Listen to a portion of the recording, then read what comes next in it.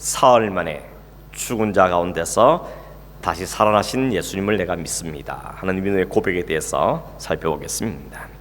지난주에 우리가 살펴본 것처럼 예수님께서 이 세상의 힘과 권세를 대표하는 본디오 빌라도에게 고난을 받으셨고, 우리의 죄를 대신하여서 하나님부터 쏟아지는 모든 진노의 잔을 십자가에서 다 받으시고 죽으셨습니다. 예수님의 죽으심은 자신의 죄 때문이 아니었죠. 우리 모든 죄인들의 죄를 대신한 죽음이었습니다. 죄가 없으신 분이 모든 죄인들을 대표해서 대신 죽으신 것입니다. 그래서 예수님의 죽으심은 곧 우리를 위한 죽으심일 뿐만 아니라 우리들 또한 예수님과 함께 죽은 것으로 성경은 우리에게 말씀합니다. 이게 대표성의 원리다 이렇게 말씀을 드렸죠. 예수님께 십자가에 죽을 수밖에 없었던 이유는 뭡니까? 죽지 않으면 살 수 있기 때문에 그렇습니다. 그리고 죽기 위해서는 인간으로 오실 수밖에 없었던 것이죠. 신은 죽을 수 없습니다. 그래서 참 인간으로 주님께서 오셨고, 그러나 죄가 없으신 하나님의 성품을 그대로 가져가시고 이 땅에 오셔서 우리의 구원을 위한 십자가의 죽음을 친히 담당해 주셨습니다. 예수님의 십자가의 죽으심은 우리 죄인들의 영원한 숙제, 영원한 과제라고 할 수 있는 죄의 문제를 해결하는 가장 기가 막히고도 엄청난 하나님의 은혜와 사랑의 방편이었습니다. 하나님의 그 공의 그리고 하나님의 사랑, 이 두 가지가 절묘하게 완벽하게 조화를 이루어서 나타난 것이 십자가였습니다. 하나님은 죄에 대해서는 털끝 하나만큼도 용납하지 않으신 분이시고, 그러나 동시에 우리를 사랑하시되 독생하신 아들 주시까지 사랑하신 그 하나님의 사랑, 이 공의와 사랑 도저히 양립할 수 없는 이 두 가지가 십자가에서 절묘하게 조화를 이루셨고, 하나님 공의를 다 주님이 십자가의 피를 쏟으심으로 다 진노를 받으심으로 공의를 성취하셨고, 뿐만 아니라 우리를 하나님의 사랑도 우리에게 베풀어 주셨습니다. 그러나 여러분, 그래서 십자가는 오늘 우리들에게 자랑이 되고 십자가를 바라볼 때 감사하고 하나님께 찬송하게 되어지는 것이죠. 그렇지만 여러분, 예수님은 죽으시면 끝난 게 아니었습니다. 사람들은 다 죽으면 끝이라 생각하죠. 그래서 죽을까 봐 걱정합니다. 죽을까 염려하죠. 죽는 줄 알았다 이런 말 하시죠. 죽는 줄 알고 시급했다 이런 말을 합니다. 혼났다는 이야기죠. 죽는 걸 두려워하면, 왜냐하면 죽으면 끝이라 생각하기 때문에 그런 것이죠. 그러나 예수님의 죽으심은 그것이 끝이 아니었습니다. 마찬가지로 우리 성도들의 죽음도 끝이 아닙니다. 그것은 영원한 세계로 들어가는 출발이고 오히려 영생으로 들어가는 문이죠. 그러므로 성도는 죽을 때 불안하고 염려하거나 그렇게 하지 않고 오히려 영광스럽게 찬란하게 죽어가는 것입니다. 요즘 여러분, 제가 신방하면서 만났던 여러분 중에 먼저 가신 분들에 대한 그 마지막 모습을 이야기한 걸 들으면서 참 은혜를 받았던 적도 있습니다.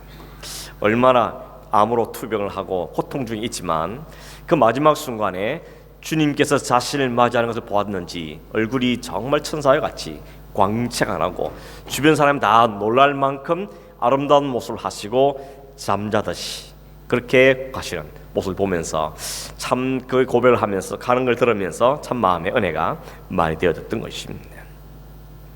오늘 사도신경에서 첫 번째 단어는 뭔가 하면 장사한 지 사흘 만에 말이 있죠. 장사한 지, 장사했다, 무덤에 묻었다는 이야기죠. 그냥 죽었다가 사셨다 해도 될 텐데 굳이 장사했다 하는 표현이 들어간 이유가 뭘까? 이에 대해서 하일델베르그 요리문답인 41문에 보시면 이렇게 되어 있습니다. 41문 한번 보시죠. 질문은 이렇습니다. 왜 그는 장사 지낸 바 되었습니까? 왜 반드시 이게 죽었냐 하는 것이죠. 묻었냐 하는 것입니다. 답은 그리스도께서 참으로 죽으셨다는 것을 증거하기 위해서입니다. 이렇게 밝히고 있습니다. 지나온 기독교 2000년 동안에 기독교를 공격한 수많은 이단들이 있었지만 그 가운데 가장 강력하고 또 가장 많은 공격은 뭔가 하면 예수 그리스도가 죽지 않았다는 겁니다. 십자가와 부활을 부정하는 이단들이 공격들이 많았습니다. 십자가에서 잠시 기절했는데 그 죽은 줄 알고 내려다가 시원한 무덤에 누웠더니 정신이 돌아와가지고 다시 일어나셨다. 그건 부활이 아니다. 이렇게 말한 분도 있습니다. 또 어떤 사람은 그 마리아와 제자들이 남의 무덤 찾아가가지고 그 무덤 열어보니까 이미 오래된 시체가 없으니까 그거 보고는 와서는 예수님 다시 살아났다라고 우기는 것이다 라고 진짜 우기는 사람들도 있습니다. 여러분 2003년도에 댄 브라운이 쓴 소설책 베스트셀러였죠. 다빈치 코드 읽어보신 분도 계실 텐입니다. 그게 또 나중에 2006년 영화로 또 만들어졌죠. 책이 얼마나 많이 팔리는지 미국에서만 해도 1000만 부가 팔렸다 그러고 한국도 80만 부나 팔렸다 그럽니다. 아주 많은 책을 팔렸습니다. 그 내용이 뭡니까?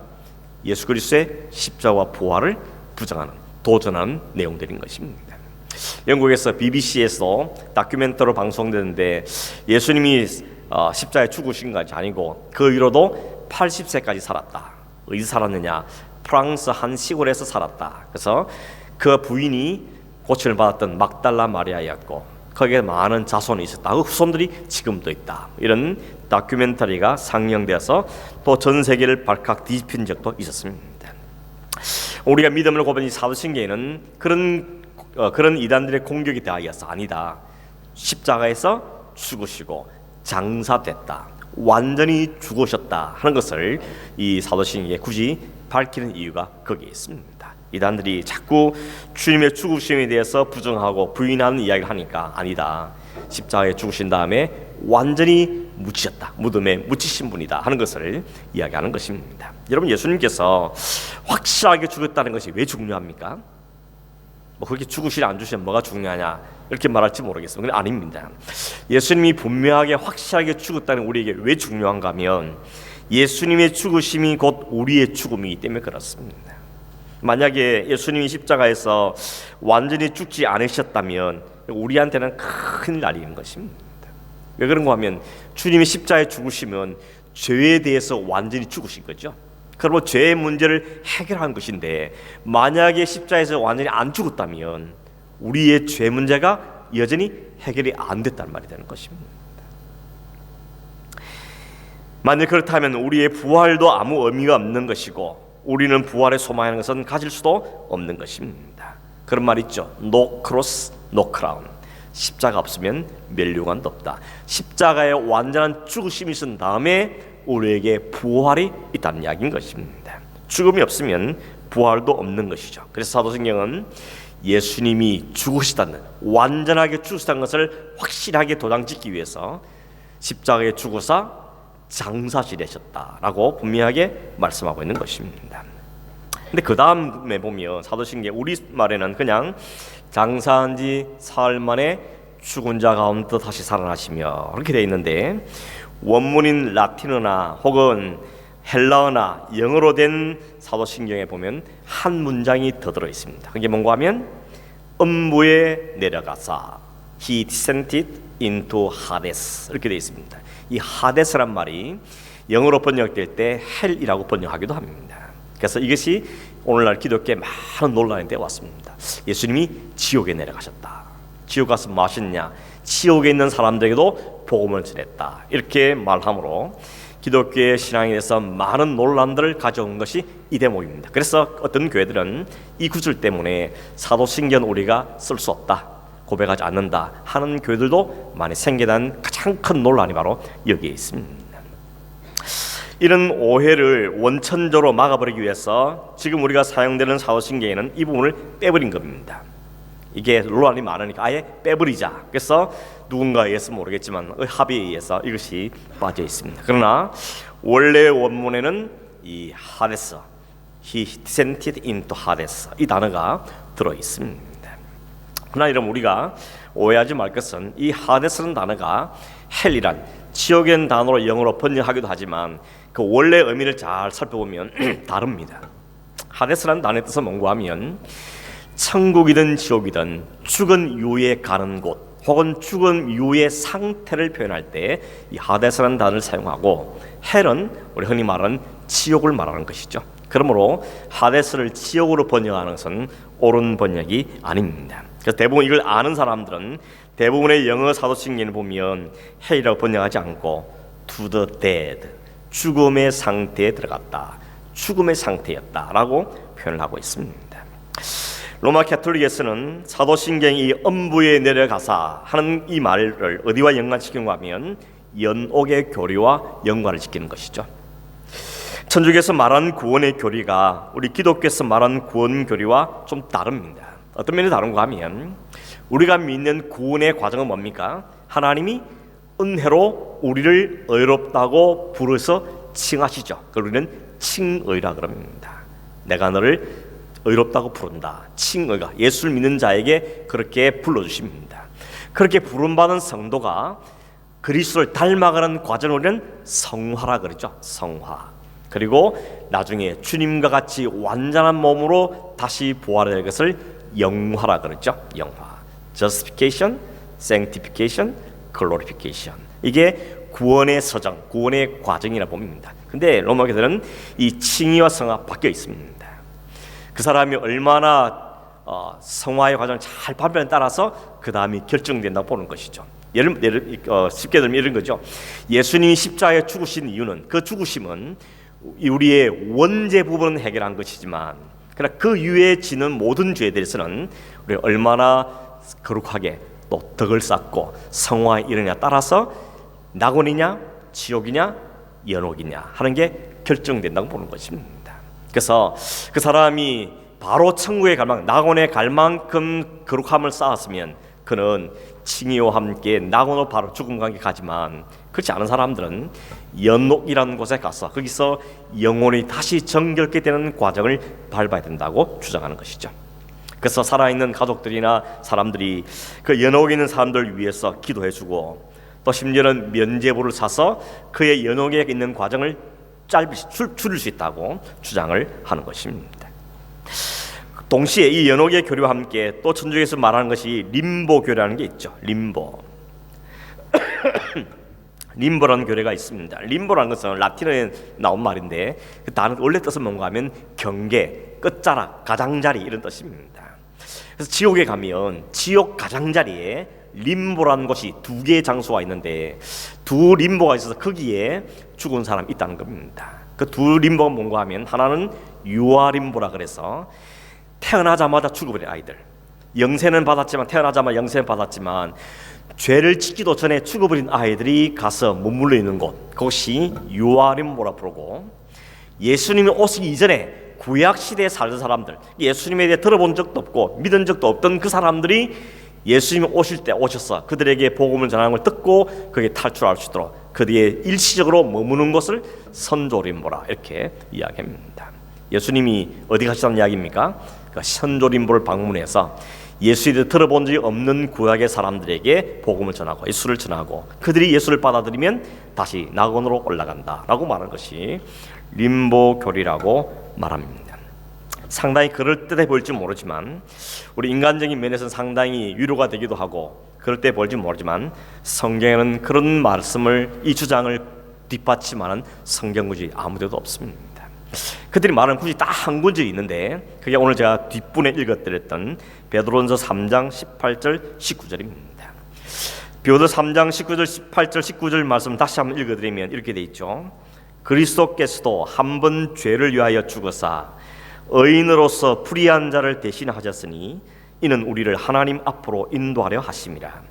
육체로는 죽임을 당하시고 영으로는 살리심을 받으셨으니 저가 또한 영으로 옥에 있는 영들에게 전파하시니라. 제일 끝에 있는 것, 영으로 가서 옥에 있는 영들에게 전파하셨다. 이걸 밝혀서 그 봐라, 여기 앞에 있는 영은 예수 그리스도의 영을 말하는 것이고 뒤에 옥에 있는 영이라는 것이 지옥에 있는 영들인데 그들에게 예수님이 영으로 그들을 찾아가셔서 그들에게 복음을 전하는 것이다. 그래서 그들이 연옥에서 나음을 살림을 받는 거다라는 근거로 이걸 삼습니다. 여러분, 예수님 이 구절은 연옥의 교리라든지 아니면 예수님이 지옥에 내려갔다는 것 뒷받침해 주기 위해서 있는 구절이 아닙니다. 여러분, 성경 읽을 때 우리가 정말 조심해야 될 게 있다고 제가 누누이 강조하는 게 뭡니까? 그 구절만 딱 뽑아내가지고 그걸 사용하면 안 된다는 겁니다. 대표적인 구절이 뭐라 그랬죠? 내게 능력 주신 자 안에서 내가 모든 것을 할 수 있느니라. 너무 좋아하죠? I can do it, everything, 모든 걸 할 수 있다. 주님 내게 능력 주시면 내가 모든 걸 할 수 있다, 이렇게 이야기하는데 그 말은 오해하면 안 되죠. 그 앞에 무슨 말이 나옵니까? 내가 가난하든지 부하든지 연약하든지 건강하든지 어떤 형편의 채도 하나님 내게 능력 주시면 그 모든 삶을 잘 살아낼 수 있다. 그걸 견뎌내고 감당할 수 있다. 그 믿음 갖고, 그런 의미에서 모든 것인 겁니다. 그냥 긍정적인 사고나 긍정적인 힘을 강조하는 구절이 절대 아닌 겁니다. 그래서 그 구절만 딱 보면 곤란한 것입니다. 여기도 마찬가지입니다. 이 베드로전서의 말씀은 왜 우리에게 주시는가 하면, 베드로가 이 편지를 쓴 이유는 뭔가 하면, 이 베드로 사도가 이 편지를 쓸 때만 해도 기독교가 로마에서 가장 박해를 많이 받을 때입니다. 예수 믿는 것 때문에 박해받는 일이 많습니다. 그래서 그 성도들에게 베드로가 용기를 주는 겁니다. 용기를 내라, 두려워하지 말아라. 우리가 고난을 받지만 이 고난이 우리가 받는 고난 아니고 이미 주님께서 받으신 고난, 우리가 뒤따라 고난 받는 것이다. 주님은 우리 죄를 위해서 죄 없으신 분이께서 십자가의 모든 것을 받으셨고, 그 주님 오늘 우리를 인도하시고 우리와 함께 하신 분이시다. 그러므로 우리가 고난을 받는 오히려 주님의 고난에 참여하는 것이기 때문에 오히려 감사하게 된다. 그렇게 이야기합니다. 여러분, 우리가 오해하는 것 중에 또 하나 뭔가 하면, 예수님께서는 예수 십자가에 죽으시고 부활하신 다음에 그 이후로 예수를 믿는 사람들은 다 구원을 받지만, 예수님이 오시기 이전에 구약 시대나 혹은 우리가 흔히 말하죠, 조선 시대나 복음을 이제 들어본 적 없는 사람들은 그냥 지옥 가는 건 억울하지 않느냐, 이런 이야기를 들어본 적 있을 겁니다. 어떤 오해소는가 하면, 예수님을 유대 땅 베들레헴에 태어나셔서 33년 살다가 가신 분, 거기만 우리가 제한적으로 보기 때문에 그런 것입니다. 예수님은 유대 땅 베들레헴에 태어나기 전에도 계셨습니까? 안 계셨습니까? 영원하신 하나님으로 계셨습니다. 그리고 그 이유도 영원한 하나님으로 계십니다. 왜냐하면 예수님은 성자 하나님이기 때문에 시간과 공간에 제한 없으신 분이신 하나님이십니다. 그 하나님이 육체와 인간의 시공간에 한계가 있는 인간의 몸을 입고 와서 이 땅에 그 하나님이 주신 그 구속의 사역을 감당하신 기간이 33년인 것입니다. 그러니까 인간의 몸을 입고 온 것이 33년이지 예수님이라는 존재가 그때만 존재한 분이라는 결단코 아니라는 것입니다. 그래서 구약 성경에 종종 예수님이 등장하지 않습니까? 가장 대표적인 것 중에 하나가, 아브라함에게 예수님이 다른 천사를 거느리고 방문합니다. 예수님이 알아보지 못하고 아브라함이 극진 대접을 했죠. 그랬더니 뭐라 그럽니까? 내가 지금 소돔과 고모라로 간다, 그 성을 멸하러 간다고, 심판하러 간다고 말씀합니다. 그때 장면을 잘 보시면 천사들 먼저 보낸 다음에 그 하나님이신 예수님이 아브라함과 만나서 이야기를 나눕니다. 성경학자들은 모두가 말하기를 그분은 천사를 도나고 오신 구약에 나타나신 그리스도의 영이다 라고 설명합니다. 충분히 가능한 것은 성자 예수님이 처음부터 계셨고 천지를 만들 때부터 계셨고 지금도 계신 분, 영원히 계신 분이기 때문에 그 예수님의 영이, 그 예수님이 천사의 모습으로 혹은 사람의 모습으로 오셔서 하늘의 비밀을 가르치는 건 전혀 불가능한 것이 아닌 것입니다. 여기 영으로 시대와 역사를 뛰어넘어서 선지자와 같은 사람들 통해서 혹은 천사의 모습으로 오셔서 하나님의 비밀을 가르쳐 주는 것입니다. 그러므로 예수님의 십자가 이전에 살았던 사람들 어떻게 구원받는가, 혹은 예수님 이름을 한 번도 듣지 못했던 사람들은 모두 지옥에 가는 게 억울하냐, 라는 말들을 할 수가 없는 것입니다. 우리가 몰라서 그렇지 하나님께서는 천한 만물을 통하여서, 선지자를 통하여서, 모든 자연 이치를 통하여서 하나님의 알 수 있는 능력들을 주셨습니다. 그래서 로마서 1장에 그러죠. 핑계하지 못하더라고. 나 못 들었어, 난 몰랐어 라고 핑계하지 못하도록 하시다는 겁니다. 아마 여러분 가운데도, 우리들 가운데도 자연 만물의 오묘한 모습을 보고 내가 거기서 하나님을 발견했다 하는 분도 계실 겁니다. 하나님은 하나님을 알 수 있는 방편들을 많이 두신, 근데 그 가운데 가장 확실한 것이 성경이고, 그 성경의 가장 핵심이 그리스도이기 때문에 예수 그리스도를 말하는 것이지, 예수 그리스도를 알 수 있는 것들은 천하에 하나님이 깔아두신 것입니다. 그러면 19절에 말하는 영으로 옥에 있는 영들에게 전파했다, 이 말은 어떻게 이야기가 됩니까? 영은 성자 예수님의 영, 그리스도 영이라고 말했고, 그럼 옥에 있는 영들에는 도대체 무슨 이야기냐? 그 이야기는 그 다음 구절인 20절에 보면 친절하게 설명을 하고 있습니다. 20절을 한번 보십시오. 그들은 앞에 말한 옥에 있는 영들에게 전파하니라. 옥에 있는 영들이 누구냐? 그들은 전에 노아의 날 방주를 준비할 동안 하나님이 오래 참고 기다리실 때에 복종하지 아니하던 자들이니라.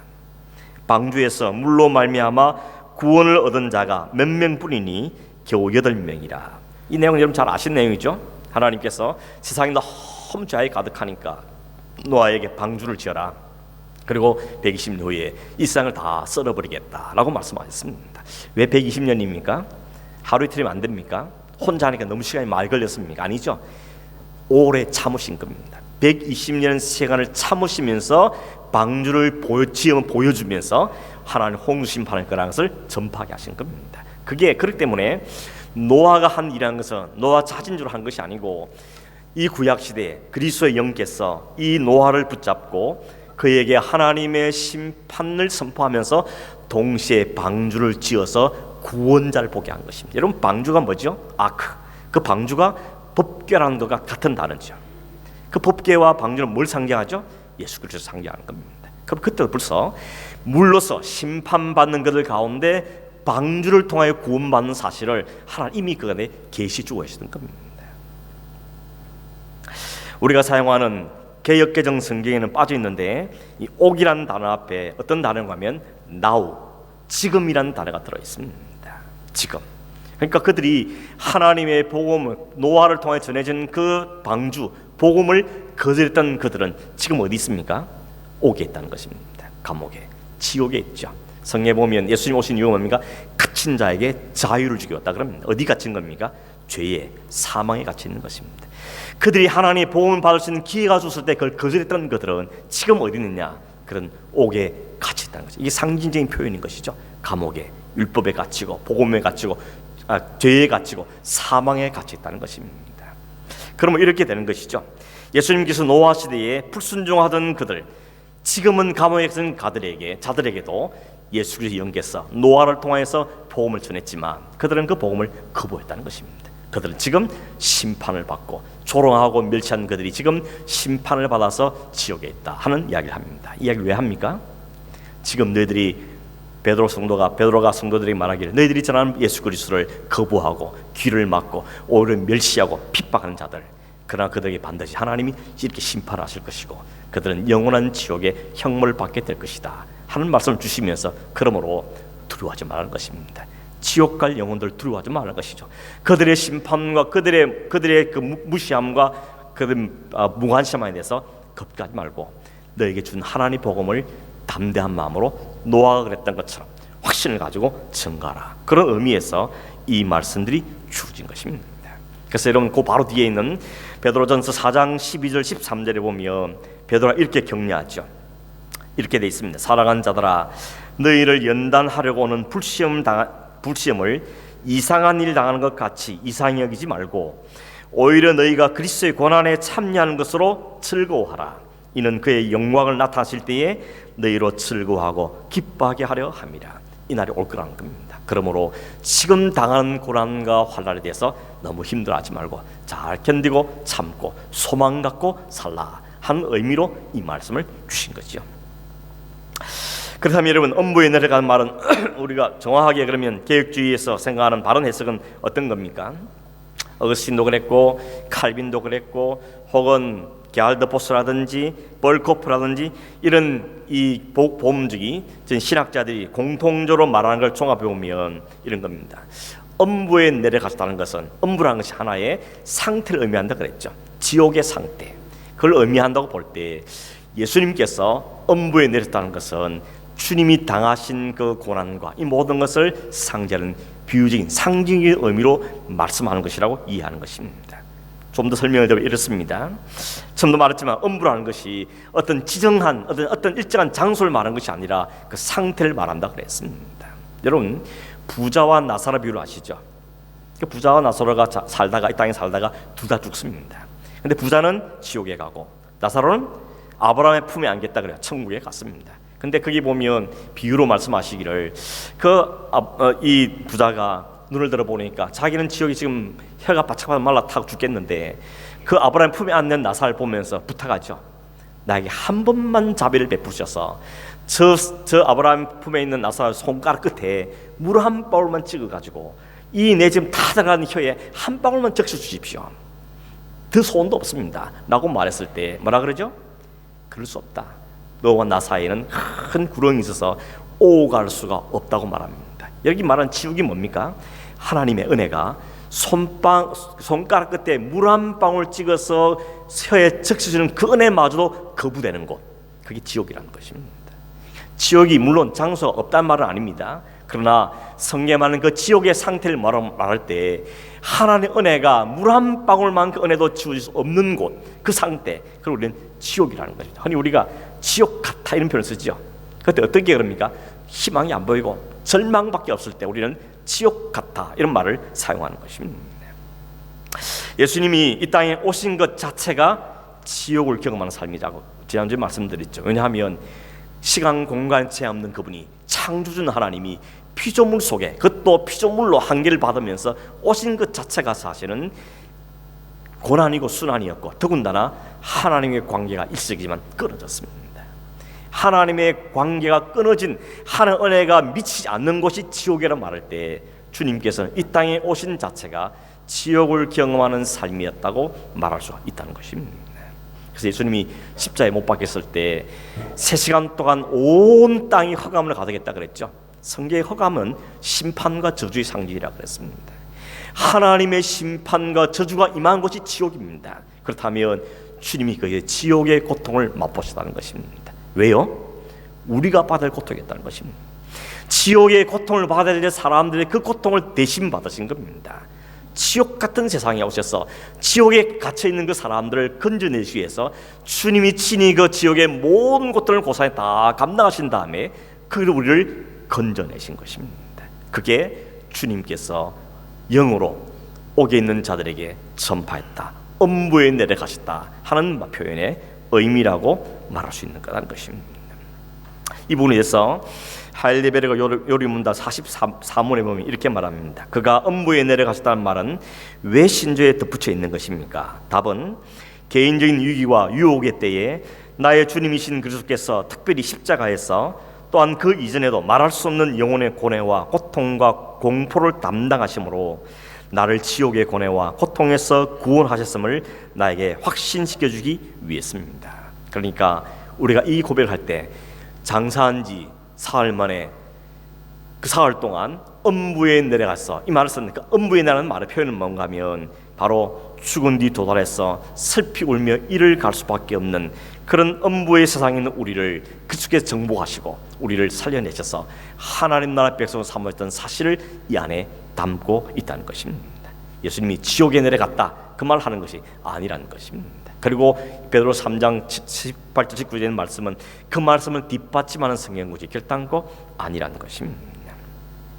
여러분, 만약에 십자가를 지셨을 때 주님 뭐라 그럽니까? 내가 다 이루었다, 내가 너희들의 구원을 위한 모든 과정들을, 모든 대가를 다 치르고 다 완성했다고 선포하셨습니다. 근데 죽으신 다음에 또다시 구원할 사람이 있어가지고 지옥에 내려가서 거기 있는 사람들이 복음을 전파하고 그 사람을 구원했다 그러면 주님의 십자가에서 말씀하신 그 다 이뤘다 말은 맞지 않는 것이죠. 내가 거의 다 이루었는데 잠깐 기다려, 저 지옥에 있는 사람은 남아있으니까 갔다 오겠다, 그렇게 말하지 않았다는 것입니다. 주님은 온전한 사명을 다 이루셨다는 의미에서 다 이루셨다고 분명하게 말씀하고 있는 것이죠. 그러므로 예수님께서 엄부에 내려가셨다 이 말의 표현은 우리가 가야 될 지옥의 모든 고통을 주님이 친히 다 감당하심으로 우리를 영원한 지옥의 고통에서 구원했다는 사실에 대한 상징 표현이고, 그것이 우리의 신앙의 고백에 담긴 말의 의미인 것입니다. 그렇기 때문에 이 의미를 볼 때 우리가 이 고백을 못할 이유가 없다는 것입니다. 여러분, 십자가에 죽으시고 이렇게 장사한 지 사흘 만에 주님은 다시 살아나십니다. 왜냐하면 사망에 매여 있을 수 없기 때문입니다. 사망은 죄의 저주고 사망은 죄의 결과인 것인데 주님은 그 사망을 깨뜨려 승리하신 분이기 때문에 더 이상 사망에 있을 수가 없었다는 것입니다. 예수님께서 하나님의 정하신 뜻과 계획에 따라서 성경대로 죽으셨지만 그러나 성경대로 다시 부활하신 것입니다. 이 부분에 대해서 사도 바울이 아주 강력하게 고린도서 15장에서 말씀하고 있는데, 고린도서 15장에 있는 말씀을 몇 구절을 좀 인용을 하겠습니다. 고린도서 15장 12절과 19절 말씀에 보면 이렇게 기록합니다. 그리스도께서 죽은 자 가운데서 다시 살아나셨다 전파되었거늘 너희 중에서 어떤 사람들은 어찌하여 죽은 자 가운데서 부활이 없다 하느냐. 만일 그리스도 안에서 우리의 바라는 것이 다만 이 세상의 삶뿐이면 모든 사람 가운데 우리가 더욱 불쌍한 자니라. 성도의 소망은 어디에 있습니까? 부활에 있는 것입니다. 부활이 없다면 이 세상의 삶이 끝이라면 정말 우리는 불쌍한 사람들입니다. 왜 이렇게 고생을 사십니까? 무슨 의미를 갖고 살깁니까? 만일 이 세상의 삶이 끝이라면 성도가 이 땅에서 그리스도를 위해서 겪는 모든 고난과 삶은 의미가 없는 것입니다. 성도는 여전히 우울하게 살고 고통스럽게 살고 아마 죽고 싶게 살 수밖에 없을 겁니다. 근데 이 땅의 삶이 끝이 아니고 이 땅의 삶과는 비교할 수 없는 영원한 삶이 있고 그 영혼 속에 살 수 있는 신령한 몸이 성도들에게 새롭게 주어진다는 이 부활의 소망 때문에 우리는 이 삶에서도 견뎌내고 있는 것입니다. 소망이 있다는 것, 희망이 있다는 것이 사람에게 살 소망을 가져주는 것이죠. 만약 이 희망이 없다면, 이 소망이 없다면 절망밖에 없는 것입니다. 절망은 사람을 죽음으로 이끌어가는 것입니다. 언젠가 한번 말씀을 드린 예인데, 시베리아의 한 화물 열차에 직원이 그 고장난 그 화물 중에 냉동칸이 있었는데 그 고장난 냉동칸에 들어가 작업을 하는 중에 문이 닫혀버렸습니다. 바깥에서. 그리고 열차가 떠나버렸습니다. 이 갇힌 사람은 자기가 냉동차 안에 갇혔다는 사실을 기억하면서 불안에 떨기 시작했습니다. 내가 이 냉동차 안에 갇혔으니 여기 얼어 죽겠구나. 아닌가 또 좀 있으니까 문틈 사이로 바람이 들어오는데 그 바람이 얼마나 춥게 느껴지는지 내가 이 찬바람에 얼어 죽는구나 생각하겠습니다. 그리고는 아무도 몰랐기 때문에 한 정강을 갔습니다. 한 정강을 멀리 갔습니다. 근데 그 정강에 도착했을 때 사람들이 냉동문을 열었는데 그 안에 한 직원이 얼어 죽어 있다는 것입니다. 그 사람들이 깜짝 놀랐습니다. 왜 놀랐는가 하면 그때는 봄이었습니다. 그리고 냉동차는 고장난 냉동차였습니다. 근데 어떻게 이 날씨에 이 고장난 냉동차에서 얼어 죽을 수 있는가? 결국 보니까 얼어 죽은 게 아니고 절망감 때문에 죽었다는 것입니다. 그런 예가 있습니다. 여러분, 절망이란 그런 거죠. 사람으로는 살 수 있는 힘을 빼버립니다. 살아갈 수 있는 용기를 빼앗아가는 게 절망입니다. 죽고 싶다. 그 말이 언제 나옵니까? 희망이 안 볼 때 나오는 이야기죠. 소망이 없어 볼 때. 비싼 이야기인데 저는 한번 말씀드린 적이 있는 것 같은데, 한 박스 안에 아주 완전히 밀폐한 캄캄한 박스 안에 실은 쥐를 몇 마리 집어넣었습니다. 그랬더니 이 쥐가 3시간을 못 버티고 죽었습니다. 근데 똑같은 박스에다가 쥐를 몇 마리 집어넣은 다음에 거기에다가 바늘로 구멍을 하나 살짝 뚫어놓고 쥐를 넣었습니다. 그 바늘 씨알 같은 빛이 들어왔겠죠. 그랬더니 그 쥐가 3일을 너끈히 견디더라는 것입니다. 여러분, 희망이 얼마나 능력인가를 보여주는 하나의 예라고 사람들은 이야기하고 있습니다. 부활의 소망은 그런 씨알 같은 희망과는 다른 것입니다. 사람이 준 희망이라는 것은 변질될 수도 있고 꺾일 수도 있고 취소될 수 있지만, 하나님이 성경에 약속한 이 소망은 변질되지 않는 확정된 하나님의 소망인 것입니다. 이 소망이 우리로 하여금 살아갈 수 있는 힘과 능력을 안겨다 주는 것이죠. 그래서 여러분, 고린도서 15장 1절 4절에 이렇게 말합니다. 한번 보시죠. 고린도서 15장 1절 4절. 형제들아, 내가 너희에게 전한 복음을 너희로 알게 하노니 이는 너희가 받은 것이요 또 그 가운데 선 것이라. 너희가 만일 나의 전한 그 말을 굳게 지키고 헛되이 믿지 아니하면 이로 말미암아 구원을 얻으리라. 내가 받은 것을 먼저 너희에게 전하였노니 이는 성경대로 그리스도께서 우리 죄를 위하여 죽으시고 장사 지낸 바 되었다가 성경대로 사흘 만에 다시 살아나사. 이거 다시 한번 보십시오. 내가 너희에게 전한 복음, 너희들과 받았고 그 가운데 선 복음, 너희들 구원에 이끈 복음이 있다고 이야기합니다. 근데 그 복음 내용이 뭐냐? 두 가지죠. 성경대로 죽으시고 성경대로 살아났다는 겁니다. 이게 기독교의 핵심입니다. 십자가의 죽으심과 부활하심, 이것이 기독교의 핵심 중에 핵심인 것입니다. 그래서 여러분, 사실 지난주 이번 주에 말이 있었던 내용이 기도의 가장 핵심 중에 핵심인 것입니다. 우리가 왜냐하면 그 그리스도의 십자가의 죽으심이 주님의 죽으심만이 아니고 우리가 그와 함께 죽음이기 때문에 그렇습니다. 주님이 다시 사셨다는 것은 주님만은 사신 것이 아니라 우리가 함께 산다는 의미가 있기 때문에 그런 것입니다. 고린도서 15장 20절 22절입니다.